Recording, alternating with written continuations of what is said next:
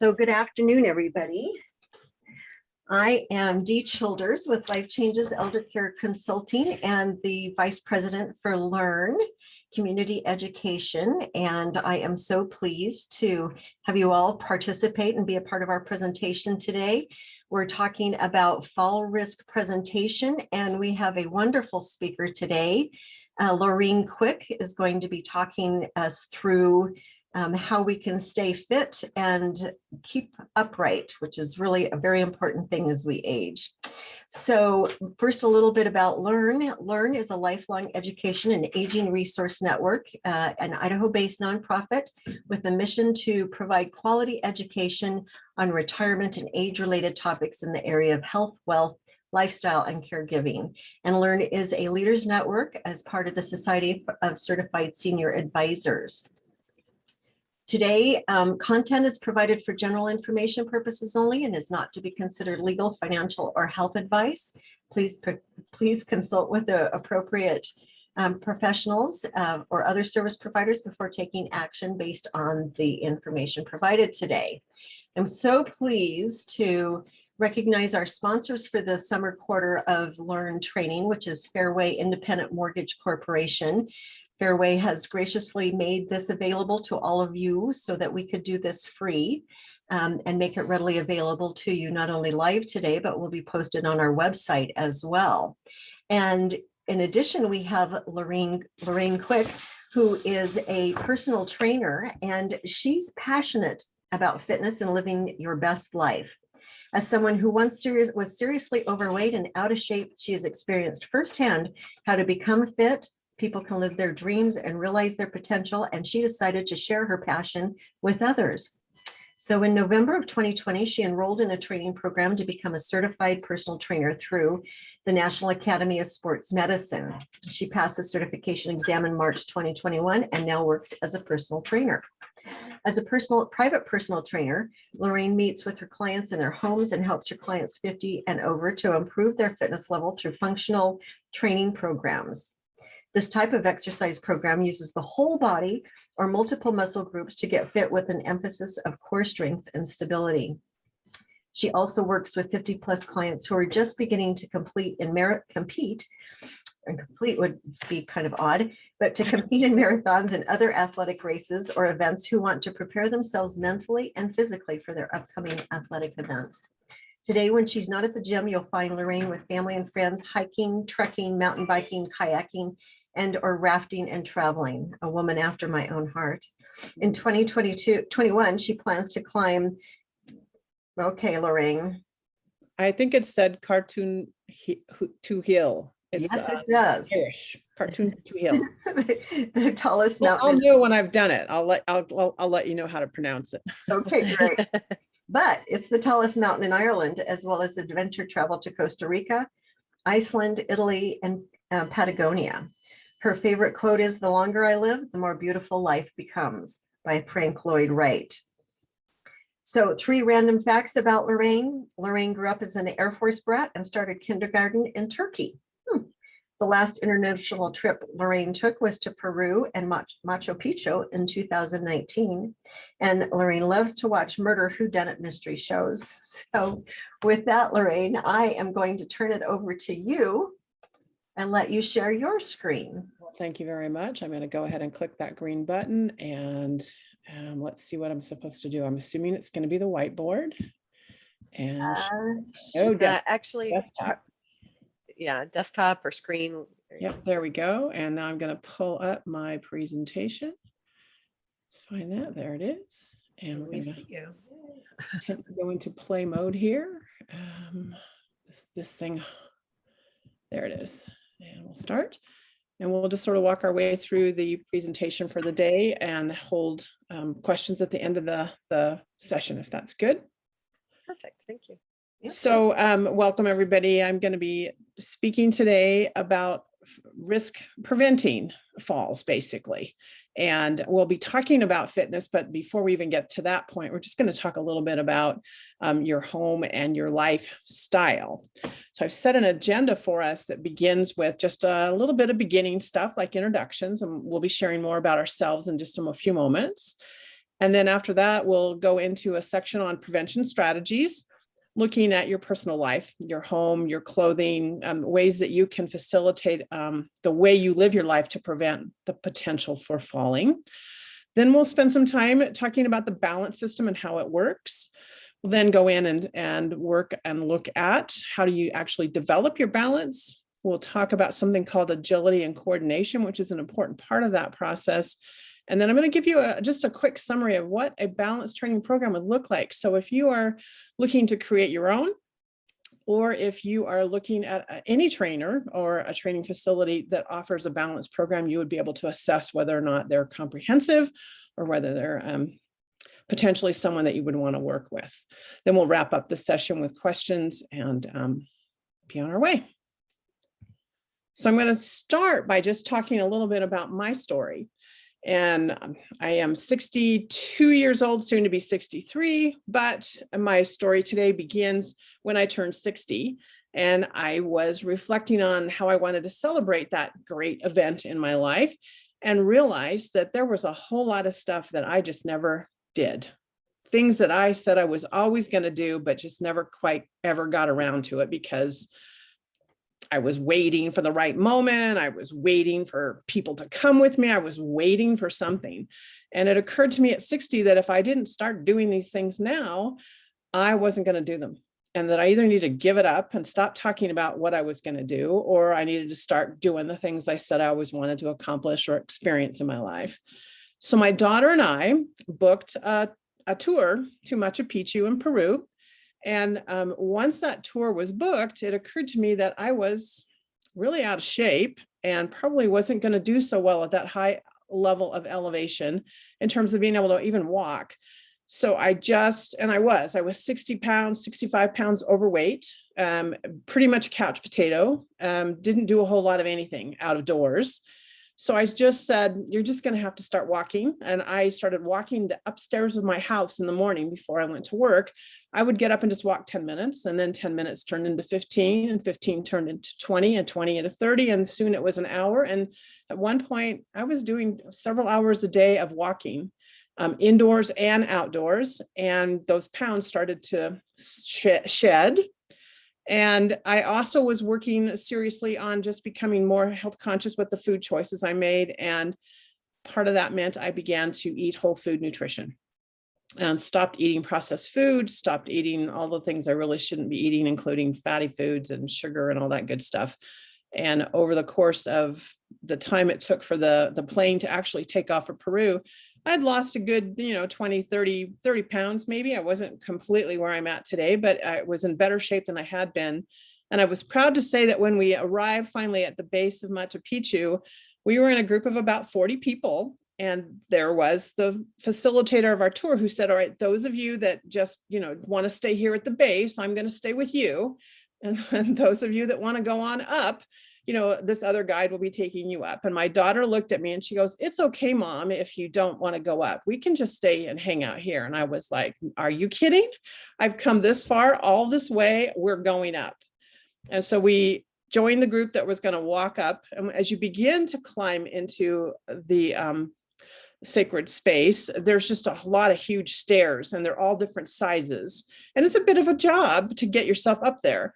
And I would say we weren't more than 5 minutes onto those steps when some other woman in front of us actually passed out and fell, and they had to administer first aid.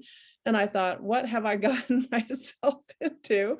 But we actually made it all the way up to the top point. And then for the rest of the walk, it really was just a gradual walk down and into and through the Machu Picchu area. So it wasn't like I was on a 10-mile hike or something. But I was proud of myself that I was able to do that with my daughter and share that experience with her. And of course, I decided I have to do more. And so we got back and I continued walking, and then began working out and began hiking with my other daughter, who happens to live here in Boise. And suddenly I became very active and got very fit. And then, of course, as Dee was sharing earlier, that led me to become a personal trainer over the course of the last year, wanting to share my passion for this because, so many of us just wait. We wait and wait and wait until it's too late. And to me, that's the saddest thing of all, is not to live your life fully. and to do all the things that you want to do with your family, with your friends, or even if it means going by yourself. And so here I am today working with primarily women, but and also people who are 50 and above, trying to help facilitate getting fit, getting active, and realizing your potential and living your dreams. So that's my story. What I did want to do was just ask people to share, and we've only got a few people here on the call, but I was going to ask if in the chat, you could just say your first name maybe and post a little bit about why you came today. What are you looking to learn? And then Dee, maybe I would have you read those to us as they come in, and we could talk a little bit about whether or not we're going to be able to cover those questions. And so I'm just going to give it a second or two here just to see if anyone would be willing to offer a little bit about themselves, why they're here today, what they're hoping to learn.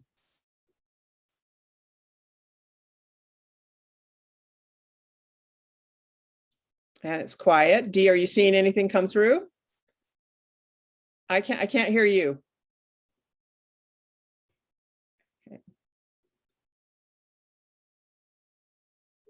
Dee, you're muted. So let's see if I can read. I've got. Got it. Oh, there you are. Okay. I muted at the other end, so that made it a little harder. Erin Olson wants to know about disease prevention promotion. Oh, she's a disease prevention and health promotion specialist as part of the Commission on Aging, and a falls prevention specialist. Oh, great. And Dara wants to make sure she knows how to keep things in mind to help my Bill prevent falls. Father-in-law. Oh, I'm sorry. caregiver for my father-in-law. Yeah. And Brenda, I'm mostly concerned about my 85-year-old mother who has had hip replacement and lives alone. And you know what? A lot of people that I talk to, they're here to learn for themselves, but they are also here to help with a family member that's older. Whether they're living with you or whether they live somewhere else, how can you help them assess their lifestyle and prevent those falls? And what I know is that it sneaks up on us. You know, I turned 65 this year, and I was doing something the other day, and I realized I was not quite as sure-footed as I had been in the past, and I was a little shaken by that. And so it does happen to all of us as we age, and to be mindful and astute and practice things that will keep us upright is my goal. And it really is that use it or lose it mentality. If you are not actively using your balance system by sitting on a couch every day of your life and not getting out and challenging that balance system, it does begin to deteriorate, and it will get worse and worse as you age. So we're going to address many of the questions that you have, and everything that I have to say today would apply to people for themselves, but also would apply to anyone that they love and want to help protect from falls. All right, very good. Well, I thank Erin. I think it was Anne, and Dara for sharing with you or with us your questions and concerns, and we'll see if we can get everything covered to this afternoon. Yeah, and Brenda. And Brenda, I'm sorry. Yes, and very good. Thank you. And so with that, we're going to talk a little bit about falls and why it is such an important thing as we are getting older. And what I will tell you first off is, and these are statistics that come out of the CDC, each year, roughly 1 out of every 4 older person will have a fall. So 25% of our older population or elder population will fall. Annually, over or around 3 million people, older persons, are treated for fall-related injuries in hospital emergency rooms. That's a lot of people. And that's the people that go to the hospital, not all the people who experience a fall and don't bother to show up at the hospital for assistance. More than 95% of all hip fractures are caused by falling, and at least 300,000 older persons are hospitalized each year for hip fractures. And that falls are the most common cause of traumatic brain injuries, or TBIs. You might have heard what the short term or the acronym for that is. And in fact, my husband actually died from a traumatic brain injury that he got due to a fall as well. So it can happen at any age. It's not just for the elderly, but for us older folks, it's more prevalent and more important that we begin to pay attention to whether we're prepared. Why do we fall? There's a whole lot of reasons. One is that for the most part, we have a very sedentary lifestyle in the United States. Many of us are not active. We sit around a lot, whether we're sitting around a lot in our jobs or whether after we get off work, we sit around in the evening in our homes. We do not, or we are not active people. Beyond that, actually architectural design today also contributes to the amount of falls that people have. And the reason for that is because when you go into a building that's been designed today, they're designed to prevent you from falling. They're flat, they're just rows typically. There's not obstacles for you to go around or climb up or climb over. So you're not using your balance system when you actually are walking in a mall, for example. So you don't, the architecture makes it so easy for us to navigate, but it does not challenge our balance systems because of that. In addition, many of us have injuries or health-related issues that might facilitate us falling or being more likely to fall than others. So for example, if you've had a stroke or if you have arthritis or diabetes, these are all chronic illnesses that actually could make you more vulnerable to falling. Any kind of injury that you had. So if you've had a fall already and hurt yourself, you are more likely to fall again. If you've broken an ankle or been in a car accident, anything that would put you more at risk for falling would be something to be concerned about, or especially to pay attention to as you're in your recovery process. The other thing that's really important about health is to be aware of the medications that you might be taking. Some of those medications actually can make you dizzy or help you or facilitate you losing your balance as well. So medications can be important to pay attention to. And then finally, even your vision and your ability to hear can affect whether or not you fall. And we'll talk more about the whole balance system and how your ears and how your eyes play a role in that, but it can contribute to you falling more, potentially more than someone else per se. Eyesight is also really important in a couple of different ways with our world. Most of us sit in front of computers. And what that's causing is an increase in, believe it or not, the number of people who are becoming nearsighted. So we are getting to the point where we actually have bad eyesight, and that also causes us to misstep through just, it's called digital myopia, just staring at the computer all day long. So we're always looking at things close, but we're not really very adept, or our eyesight is not so great looking ahead. And so we're not prepared when something comes up in front of us as we're maneuvering around the world.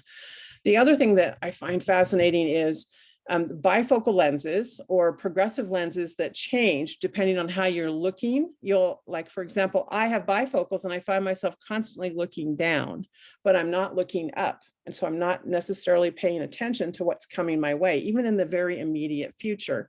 So the things that we think might make our lives better can also in some ways limit us when it comes to actually preventing falls from happening.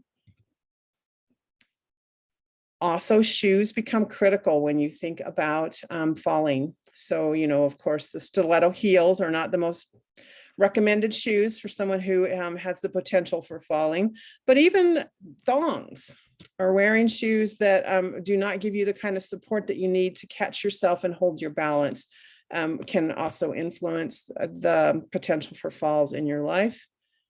And then finally, one thing that I will say, and this is true about our world in terms of fitness, there's a huge focus in fitness on developing muscles that you see. So when I want to get a six-pack, and we'll talk more about the core in a few minutes, I develop the outer muscles. What I'm not doing when I develop my muscles is developing the inner muscles that actually attach to my spine and that facilitate my stability. So as a trainer, I really pay attention a lot to, am I using the body in a way that allows the stability muscles to develop as well for my clients? Laureen, if I could just jump in real quick. One of the things that I noticed working with seniors, and especially seniors that have some physical or mental deterioration, is distracting them while in process, while in motion. I just had to have a hole in a wall repaired for my 89-year-old woman that fell and literally put a hole in the wall with her head. And it was all because the caregiver said something to her that distracted her and caused her to turn. So I do think it's important when we're working with seniors that we try not to distract them when they're getting from one place to another. I think that's great. And that comes back into that multitasking, right? As I've gotten older, I just almost have no tolerance for trying to do two things at once anymore. It takes my full attention on whatever it is that I'm doing. And so thank you for sharing that, Dee. I think that's critical. All right, we're going to jump forward. I think I'm going to repeat myself here for a second with just a quick overview because I went back, but it wants me to run this whole thing again.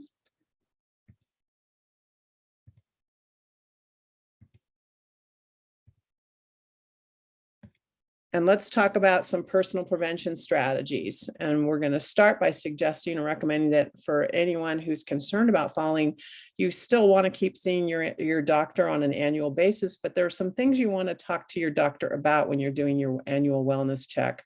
The first thing you want to do is make sure that you're reviewing with your doctor what kinds of medications you're on and what the potential side effects are and how that might affect your stability and lead to a potential fall. You also want to talk about any past falls or near misses. And a lot of folks, as we get aged or as we age, we don't want to tell people when something bad happens. We just don't want to bring it up and talk about it. And it's really important that your doctor know about any experiences you've had potentially falling or actual falls that you've had to help figure out what's going on. So don't be shy talking to your doctor about that. The other issue would be to review with your doctor any of those health conditions that you might have that would cause you to be more open or potentially more inclined to fall, like, for example, the diabetes or even depression can cause people with depression have more tendencies to fall. So it's good to have this conversation at least annually with your doctor. If you are working with an elderly family member and you're able to attend that meeting with the doctor, these are things you would want to be asking about as well. Then you want to take a look in your closet and look at the clothes that you're wearing. One of the things that is important to do when it comes to preventing falls is to make sure that you're wearing clothes that fit you and that they're easy for you to put on and take off. You know, a lot of us, we try to stand up and put our pants on, whereas if it's complicated, it might make sense to sit on a bed and pull the pants up, for example. But even clothing that is too long for you can cause you to trip over the bottoms of your pants. Clothing that is too loose can get caught on something and pull you back as you're trying to move forward. So you do want to make sure your clothes fit and that they're easy to put on and take off.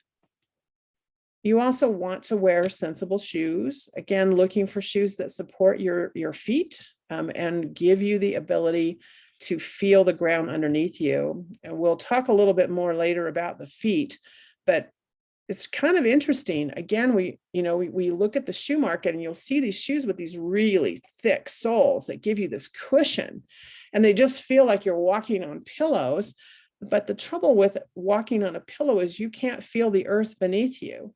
And so if you have no ability to actually feel what you're walking on, that can actually limit your balance or hurt your balance. So picking the right kinds of shoes to wear is an important decision you make as you're considering preventing falls. And then I will laugh because people say, oh, I would never do this, but many people do run around in their socks and they have wood floors, for example, in their homes, and they slip and they fall. I just came back yesterday from travel visiting my daughter in Austin, and at the airport, literally, I was watching a man had taken his shoes off going through security, and apparently he was late and he didn't have time to put those shoes on. So he just started running in the airport with his socks and running with his tennis shoes in his feet. And I just wanted to say, take that moment, sir, just take that moment and put your tennis shoes back on, because if you fall in this airport, it's just you're not going to make that flight and it's not going to be any kind of fun. So again, being conscious about how does what you wear influence your ability to move. And then the last piece about the prevention that I want to talk about is this assessing your living space. And so it's always good if you can to go through your home with a checklist and just look for certain things to see if your home is facilitating falling in your particular situation, or whether it's going to be designed to help you not fall. And the first one you want to look at is just, looking at and removing any kind of hazards that are blocking you from manipulating or moving around. So you want to look at the walkways in your house. You want to look at the stairs. When I was younger, we had stairs, and I would sit stuff on the stairs that I was going to try to take upstairs with me. Well, I don't do that anymore because that's just too big of a risk, and I might not remember they're there, and I just trip and fall as I'm either coming down or going up the stairs. So any place where you're doing a lot of walking, high traffic areas, you want that area to be clear as much as possible. Your rugs, you want to make sure are not sitting loosely on the floor, so that if you stepped on them a certain way, they might slide out from underneath you, that they have some kind of mat or guard that prevents them from sliding. You want to look at your home and ask, are there any broken stairs? Are there any boards that are sticking up? Are there things that potentially, when you're in a hurry and you're not paying attention, could cause an accident for you and allow you or facilitate you falling? The other thing you want to look at when you're looking at your house is, how is it designed for you to access things? So is your kitchen designed so that you have to step on a step stool every time you want something out of the cupboard? Well, maybe we need to redesign it so that, these all sound pretty basic and obvious, but until you actually go through your home and think about it, what pots and pans, what dishware, what cookware do you use regularly? And is that the most easy to reach? Or are you having to climb up on top of the refrigerator to get that platter that you want to serve dinner on? Those sorts of things you want to be thinking about. You also want to just get rid of the clutter. This is something I work on constantly. I just have piles and piles of stuff here and there, and I find that it's really easy for me to trip over those things. So you got to just make it clean and clear. And then what we're going to also talk a little bit about is, there are things that you can install in your home that will give you assistance. So for example, you've seen the bathrooms that have a bar where you can use that to help you get up and to get down off the toilet or into the shower. Going up and down stairs, you might have a second railing that's easier for you to reach. It really depends on what your needs are and how your home is designed. But as you age, it's good to have those things in place if you need them. And then one other piece I want to stress is light up your space. My bedroom is designed so that I have to have a light next to my bed, and I can turn that on to see in the middle of the night. If I don't have that light bulb current and working, then it's pitch dark when I get up and I wander through my bedroom hoping that I'm not going to trip over anything. So look at how your home is designed so that when you are in the dark, it's easy for you to find light. If you find that there are places that, like my bedroom, the way it just works, okay, then maybe I should keep a flashlight alongside my bed, so that with current batteries, so that when I wake up in the middle of the night, if need be, I can just turn that flashlight on and guide my way through to wherever it is that I need to go. So make sure that your home is well lit. And then we're going to go in and start talking about your balance system. Before I go any further though, are there any immediate questions that I can answer from anyone? Any other comments anyone would like to make? I've heard in some cases it's recommended to not have rugs at all at some point. Is there a point where you would suggest that rugs get pulled up? For me, I would say on a practical level, Dara, yeah, if you're, for example, walking with a walker now, you may not want that rug there to have to lift the walker over it and use that to manipulate your way through. But again, if the alternative is you're now on slick wood floors, that may not be a better option. So you may want to keep those rugs, but evaluate how thin they are and how much work it causes you to make the transition from rug to floor. If your floors are tiled and they're not slick, then it may make sense to just pull up the rugs. Okay, thank you. Okay, of course. All right, well, let's talk about the balance system. This is something that I've been really learning a lot about in the last year, and I work with my clients regularly on it. And it's not as easy or as simple as you think. Some people call our balance system our sixth sense. And what I'm here to tell you is that you need to think about your balance system in terms of static and dynamic. So a static balance system allows you to stay upright when you are standing still.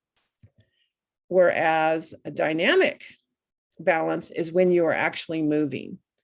And so when I am working with someone, I start with the static and I begin to assess how strong they are just standing upright, maybe giving them some challenging positions to be in or surroundings to be in, just standing still. And as that particular part of balance develops, then we start working on the more dynamic balance, which is basically when you're just moving and when you're walking so that you don't fall, or when you're jumping or when you're climbing or whatever that might be. But it's really important to make a distinction between the two and to always start with the static balance that you work on first, lay that foundation, and then shift and move to more dynamic balance development. The balance system itself, you can think about it as basically a system that works through a constant process of instantaneous position detection, feedback, and adjustment. And all of this occurs between your eyes, your inner ear, the muscles and joints and spine of your body, and your brain. So we're going to look at these in a little bit more detail. We're going to start by looking at the eyes and what role they play. So in your eye, the optical nerve is something that is constantly sending information to your brain about where you are in relationship to the surrounding objects. Your eyes also are giving you that peripheral vision that you're seeing on your sides. And so you're more aware of what is out there around you and what you're going to have to navigate potentially as you move in your area. If your eyes don't work, if your peripheral vision is poor, these aren't things that a trainer, for example, can develop. These are things you need to have a conversation with your doctor about and see what you can do to improve the physical quality or health of your eyes. But given that you have good eyes with peripheral vision, you can then begin to work with the other parts of the system to develop and increase your stability. But we're going to look at the ears next. So we're going to talk about this inner ear. You might, and I see a lot these days of people who have, I always forget the word when we're always just constantly vertigo, falling over, or feeling nauseous and sick and the world is spinning around us. A lot of times what you'll hear people say is it's because they have an inner ear problem. And so you want to look at or think about your ear in terms of that inner ear, and that there is a system called the vestibular system. And it's located right inside your ear, as the graph is pointing at, on both sides of your ear. And what's going on in that system is it is actually tracking and sending information to your brain that talks about the position and the rotational movements of your head. So it knows whether you're lying down or you're sitting up. If that's not working, that's what's causing that vertigo. It gets you dizzy because you just don't quite know where your head is. Your brain does not know, it's not getting that information and it doesn't know what to do. And I'm giving you a very simplified layman's explanation about that. Again, if the system's not working, it's not something a personal trainer can fix. It's something that you need to talk with your doctor about. In addition, inside that inner ear, there are two other organs that are basically telling your brain whether you're sitting up, leaning back, lying down, or whether you are moving forward. So it's your eyes and your ears sending information to the brain about your position and your movement. And all of this is happening instantaneously. And in addition to that, your body, your muscles, your tendons, your joints are also sending information to the brain about your body's position.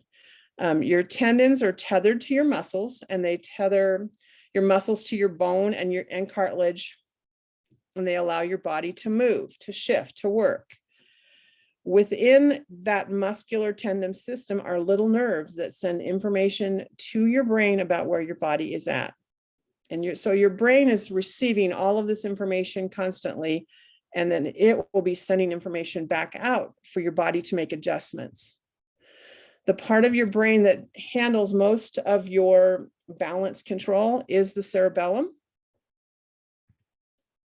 And basically it receives all of that information, it interprets it, and then it sends commands back to your skeletal and muscle systems to make adjustments so that you stay upright.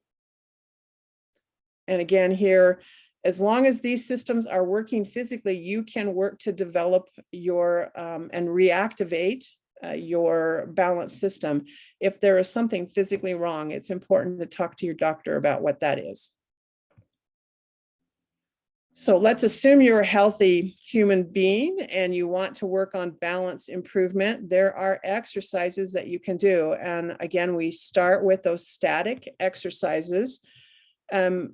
With my clients, what I typically do is I have them work on doing, they're called single leg balance exercises. And I'm going to show you in a minute just a real quick little video of what that might look like for you. There are many of these that you can work with, but I'll share one basic one. And this is where you learn to stand on one leg and develop your balance. I will time my clients. So I worked with several women this past summer. We went through an 8-week program. Most of them could stand on their right or their left leg, just single leg, maybe for 4 or 5 seconds. By the time we were done, I had 2 students who completed the whole program. They were beyond 40 seconds. They could stand on single leg, both legs, either left or right, just by working constantly over the course of 8 weeks on doing exercises that would help develop their balance. Now, it doesn't sound like it's a whole lot, right? What a big deal. But what we worked on was really rethinking that, you know, we brush our teeth every day and we take a few minutes every day to do that. Well, with balance exercises, it's 5 to 10 minutes a day that you're working on doing these little teeny exercises. You can do them while you're brushing your teeth. You can do them while there are commercials in between some of the TV shows that you're watching. But these 2 particular women, I was extremely impressed with. They literally worked 5 times a week, 10 minutes a day to develop their static balance. And of course, that also led to them developing their dynamic balance as well. And here what we do is as you get stronger, standing on one leg, I create experiences for you that cause you to have to still stand on one leg, but now you're doing it on a wobble board where your body is wobbling around, but you're still trying to stay on one leg.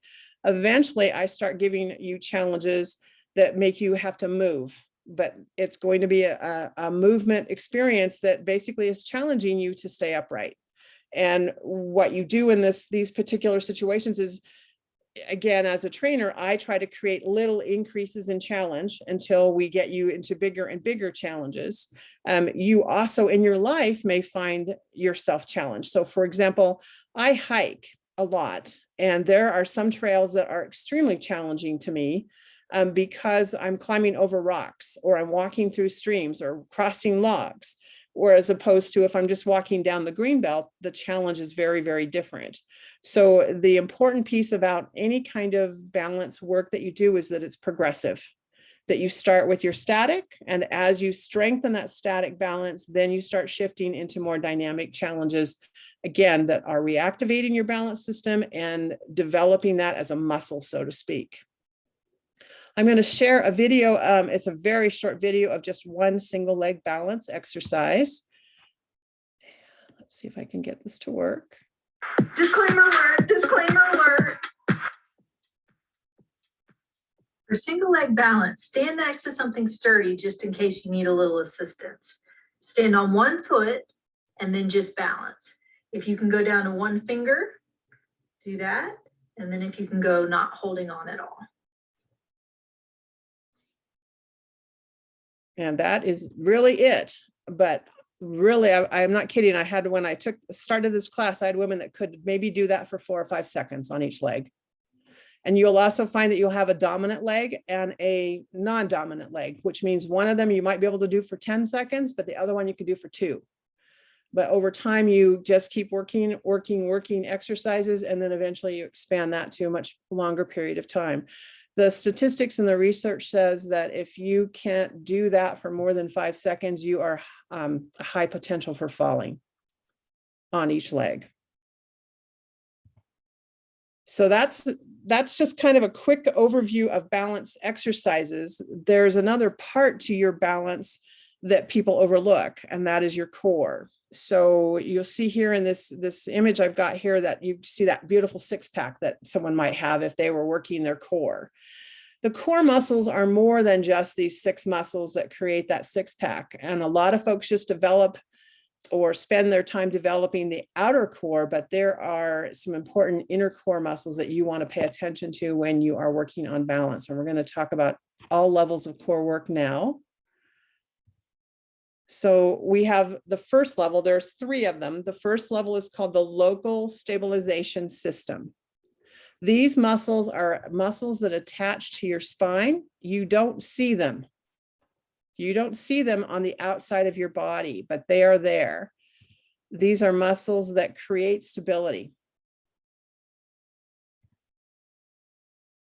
And they aid in, this word is proprioception. And basically what that means is when your body is in an awkward position, when you're sideways trying to climb over a rock, that's a proprioceptive experience.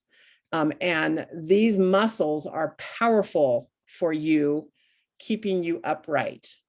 So when you are working with a trainer, you want to make sure that when they say we're going to do some core exercises, they are giving you core exercises that will help stabilize your body.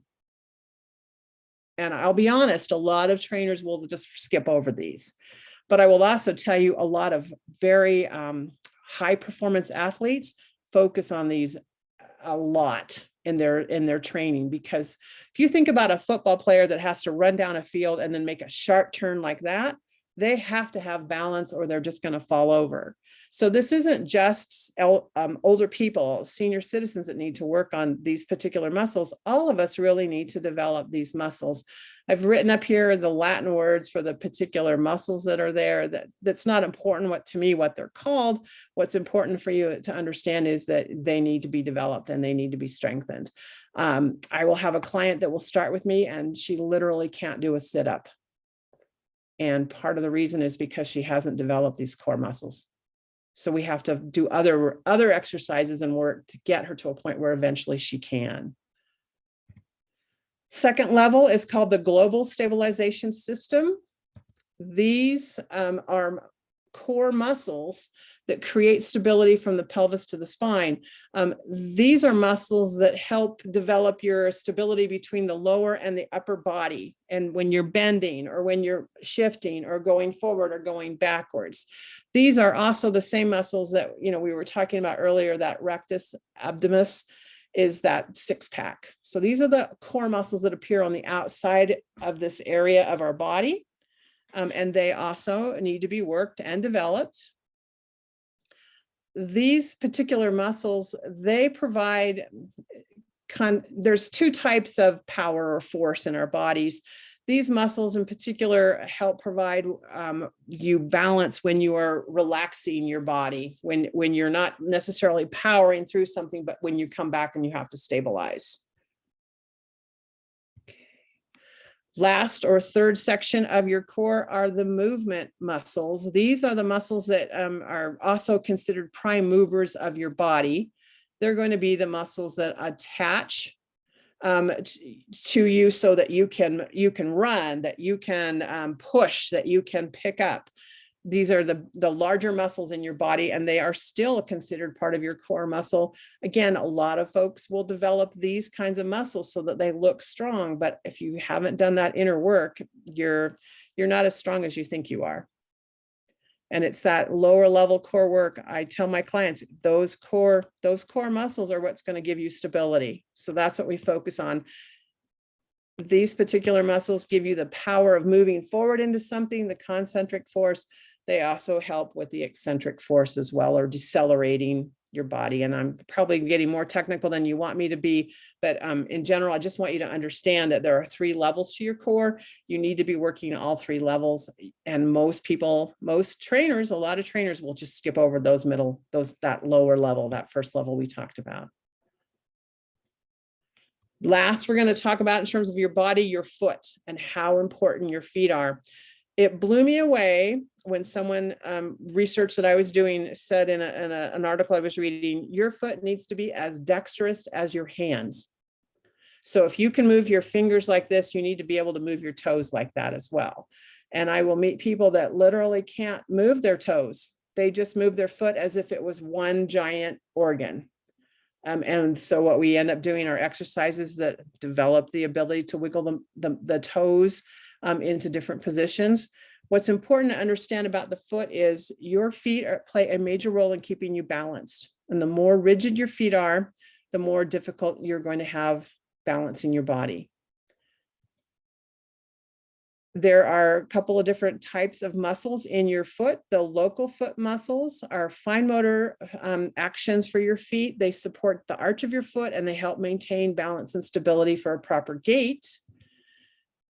Then they have global foot muscles that actually help your ankles and your toes flex and extend. This is where your shoes become really important. When I hike, I wear hiking boots, and I have a really great pair of boots that I can really feel the ground underneath me. I'm very aware of what that feels like. But I have a pair of running tennis shoes. If I wore those shoes, I would have no notion of what I was stepping on because they're so thick with a cushion. Those particular running shoes are designed for running on sidewalks and sidewalks only. If I run trails, I have to have a pair of running tennis shoes that have a very thin sole, lots of traction. The thinner the sole, the more you're going to feel. But of course, that also is hard on your feet. So I always tell my clients, get yourself some really great footwear. Don't skimp on footwear. Get yourself good shoes, whether it's hiking or whether it's just simply walking. One of the best places to start when you begin working on your balance is in your feet, getting that dexterity going. I tell my clients, practice 5 minutes a day, and that's a long time, believe me, of walking where you actually are very aware of how your foot feels when you walk. And what you'll also find is people will walk like this. So they're walking with one side of their foot down and one side up. And of course, you want to be all feet on the ground with as much traction as you can get. So again, working with a trainer, they can give you advice on how you walk and how that's going to facilitate for you the experience of staying upright. But your feet are very important as well. Okay, I've covered a lot so far. Any questions before we go further? Doing good. Do you have a recommended place, or are you going to get there, Laureen, of sample exercises to strengthen these various areas of the core and feet? There would be hundreds that I could offer. And I wouldn't recommend them until I'd actually talk to you and know what your body is doing. So there would be an assessment you would go through, but you can begin by just, like, for example, search on the internet for single leg balance exercises. You're going to see a wealth of videos. The one I showed you was one of many. Read articles. If you want to do this yourself, you can. I just encourage you to make sure you're reading from good sources. And then, of course, you can always, me or anyone else, book a session with someone who can give you an assessment of your balance and advise you on what you might do, and then either work with them or work on your own once you know what it is you need to do. Okay, thank you. Of course. All right, let's talk more about one more aspect of balance, and that's agility and coordination. Some of my clients, they don't like to dance. Like if I give them a dance movement, they're like, no, I'm not doing that. It's too much. I can't think about all the steps you want me to do it. Or I used to love to dance, but I don't dance anymore. And to me, that's a form of agility and coordination. I do work with my clients on agility exercises. Agility basically is just the ability to start and to stop and to change directions quickly while staying upright, right? Having good balance, a good posture and good balance. And so there are many hundreds, thousands of exercises that you can do to work on your agility and coordination. Basically, I love agility because it's working the whole body. It's got your whole balance system going strong, and then your whole body is moving and shifting in ways that force it to kick in your balance system and make it happen. And so agility training gives you the ability to control better the forces that can knock you off balance and make you feel unstable. So why am I sharing all of this with you? Let's talk about balance training. If you wanted to create your own, or if you wanted to work with the local gym, or if you wanted to work with a particular trainer, this is what I would tell you to ask them about or to look for in what they're offering you. First and foremost, they need to take a safe approach to creating a balance program for you, and you need to. So don't start by trying to do a single leg balance out on the sidewalk or on the edge of a step system, right? Do the balance system in your home where you've got a chair next to you that you can grab a hold of if you might potentially fall. Wean yourself off and move yourself to more stronger challenges, but start by being always safe. Be systematic and progressive. Start with that static balance, standing still. Let's get that under control. And then once you've performed at a certain level, let's move you into more progressive challenges that will challenge you to balance. You see some of these photos here of different things. You might see the big balls that people play with in the gyms. Those balls are designed to force you to work your balance system. The BOSU balls, or just positioning yourself in certain kind of ways, will cause you to activate and challenge you more than just standing still. So there are degrees of progression for doing that. Always want to be in unstable but controllable situations. So if I've got somebody on a ball, I don't have a bunch of stuff around them that they could fall on and hurt themselves with, right? We've got a big clear floor, and maybe it's a matted floor where if they fell, they would just simply roll over. I teach my clients how to get up and to get down off the floor. Many people don't know how to do that.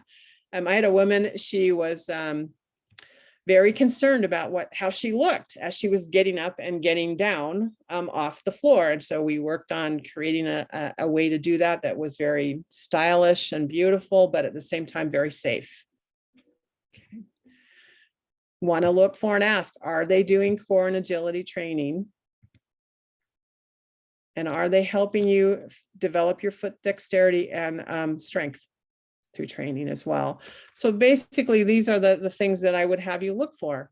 Does the trainer you're working with, does the gym that you're working with offer these particular aspects to the training program that you might consider joining or participating in to develop your balance? If you're doing it yourself, you have the responsibility then of finding information that allows you to create workouts for yourself, exercises for yourself that will keep you going.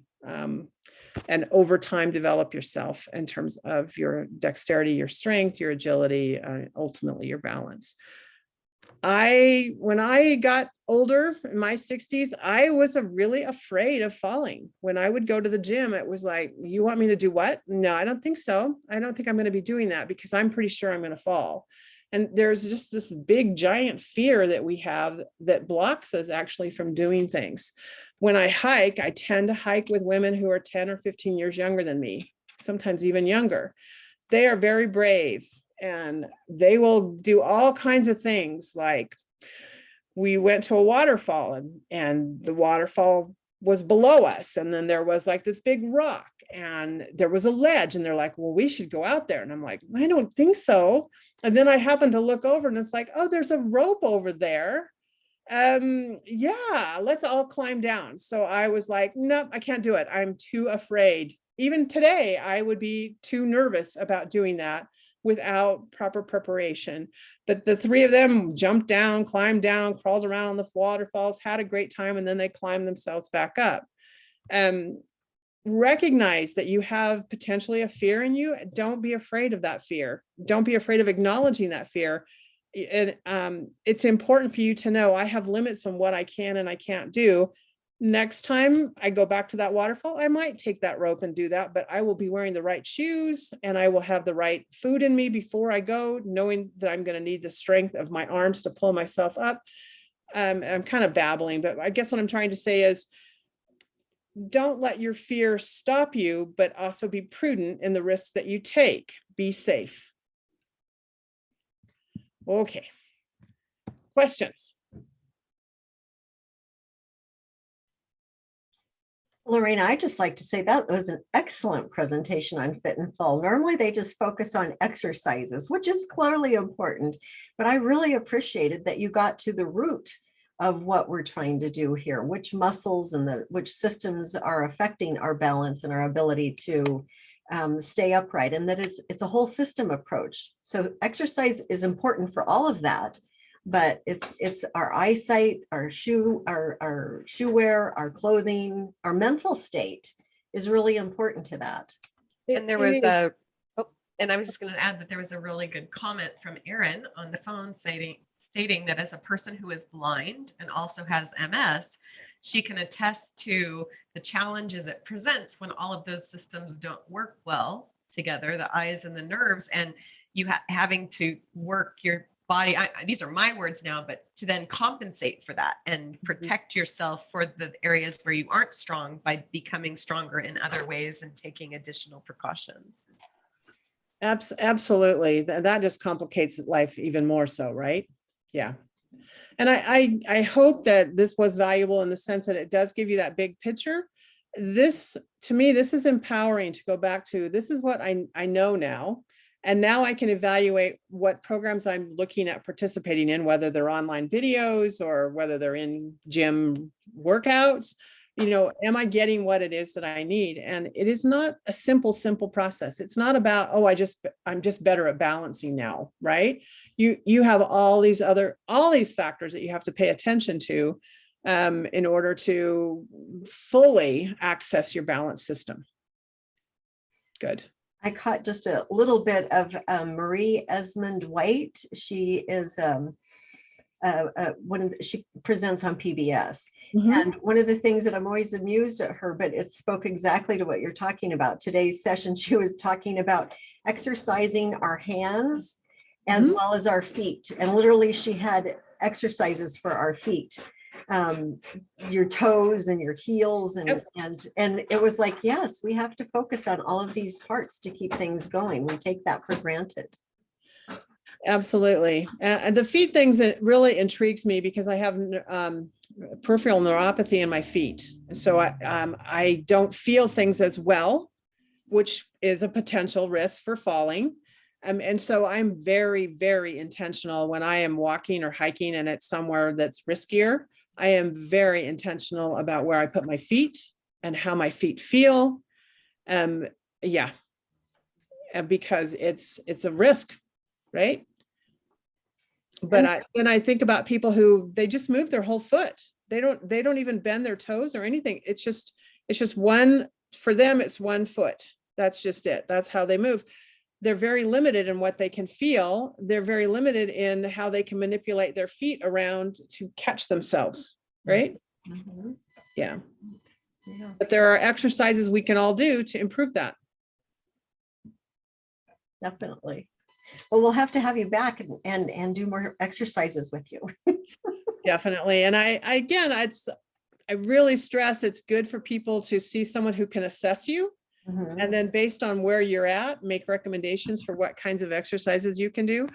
When I've worked with women, some of them can hold those single leg balances for 15, 20 seconds. And I'm not as worried about their static balance, and we can jump almost immediately into dynamic work. Mm-hmm. But there are other women that can barely make 2 seconds. And so then it's like, oh no, we're not going past anything until we can get that established a little bit longer, because you're just going to fall. Right. And it's not bad to fall, especially if you're prepared for it. But at the same time, that's not what we're trying to do. Right. We're trying to actually keep upright. It's always better not to. Yes. But it's not bad to wiggle and wobble. Yeah. That means your balance system is working. So that's what I tell clients. Don't be embarrassed if you're wiggling and wobbling. That's what you're doing, is activating your balance system, and it's working. What do you know? You're still upright. Yay. Right. Well, let me just say thank you. It's been my pleasure, and I'm here. We can talk some more. I'm going to stop my PowerPoint, and I will turn it back to you, Dee, if you want to take over the screen. Thank you. I will do that. I was going to say, one of the other things that I'm really aware of is as being present and paying attention to your environment and to what you're doing. Because In, 10 years ago, I went through a series of about 5 falls when I was going through a lot of experiences with my father and learning he had Alzheimer's disease. And I just fell 5 times. And one of them created a nice little dent in my cheek over here. I've never filled out. I kind of take it as a scar of being a warrior there. But, paying attention, and it happens so fast. I am so amazed how fast it happens. So all of these things are so important. Laureen, thank you so much for being with us today and sharing. And does anybody else have any other questions before I take back over screen share? I don't see anybody coming off. And I'll jump in and say, for as much work as I do with this, I still fall. When I hike, I still fall. We went hiking around some waterfalls and it was wet. And I slipped and I fell, but I caught myself, and the fall was minimal compared to what it might have been had I not been as prepared, right? So it's not that you're not going to fall, but it's how prepared are you for that? How to fall. They teach that. They teach that to us when we ski. How do you fall? Exactly. And then how do you get up? And if we don't have strength in those muscles to help us get up, it's pretty clumsy looking and actually quite embarrassing. Exactly. Well, and it's also a risk, right? We could seriously hurt ourselves. Indeed. Absolutely. Well, very good. Well, Laureen, thank you so very much. I'm just going to quickly put up my screen again. It's been my pleasure. And just say thank you again to Laureen for being our presenter today and providing us with this great information. I would like to thank once again our sponsor today, Fairway Independent Mortgage Corporation, and just all of you for being with us today for the live session. And those of you that watch this session afterwards, we are so pleased to have the kind of response that we have to our Learn training, and hope that you all continue to find it incredibly valuable. We know we do. And if you would like to learn more about the upcoming events, you'll receive an email inviting you to join our mailing list, but it is an invitation. We don't just add you to the mailing list. So if you're interested in learning more about what's coming up with Learn, please confirm your subscription to receive information about future free educational events. And then our fall series is coming up, and we'll start next week with Social Security 101. So this is the series that we have mostly through the end of the year. So we hope that you'll be back and join us for some of these sessions. We have great presenters. Dara and I are really excited to present our winning strategies for family caregiving. We're doing it. We have a presentation that's really a game that everybody gets to participate in with us, and just a lot of other really important information. So with that, I thank you for being with us today and hope to see you around next time. Dara, any parting words from you? Nope, just thank you all for being here, and we hope you are finding useful information with Learn. Excellent. Thank you. Thank you.